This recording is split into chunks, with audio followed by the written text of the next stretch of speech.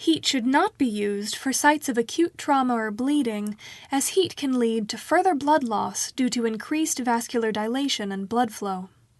Heat should not be used in areas of decreased sensation or anesthesia, nor should it be used with non-responsive or non-communicative patients unable to communicate to the healthcare provider that excessive heat is being applied. Doing so increases the possibility of burns and further pain. It should be used cautiously in those with neuropathies. Deep heat methods are produced by ultrasound or short-wave pulsations known as diathermy and requires skilled personnel to apply.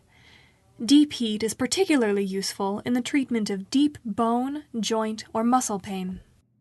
Deep heat is not recommended for acute rheumatoid arthritis, as this approach increases cartilage degeneration, which exacerbates the disease process, and it is contraindicated in the treatment of Raynaud's disease or other severe peripheral vascular diseases. In these situations, the increased metabolic demand caused by the application of heat in the presence of a disease that has already caused decreased oxygen supply may lead to necrosis. Deep heat should not be used with patients with pacemakers or metal implants close to the energy source due to the increased risk of thermal burns. A second non-invasive approach to pain management involves the use of cold therapy, also called cryotherapy. It produces physiological effects that are the opposite of those produced by heat therapy. Cryotherapy reduces blood flow to the local area, causing vasoconstriction, thus reducing swelling, inflammation, and bleeding. Cold slows nerve conduction, producing a local anesthetic-like numbing effect. Cold is useful within 24 to 48 hours of the injury.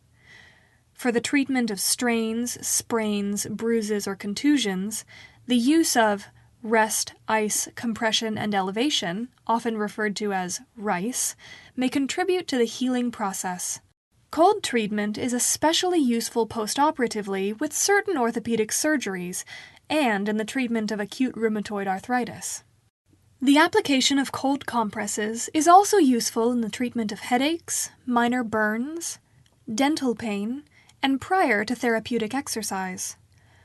Cold compression also aids in reducing temperature in febrile patients.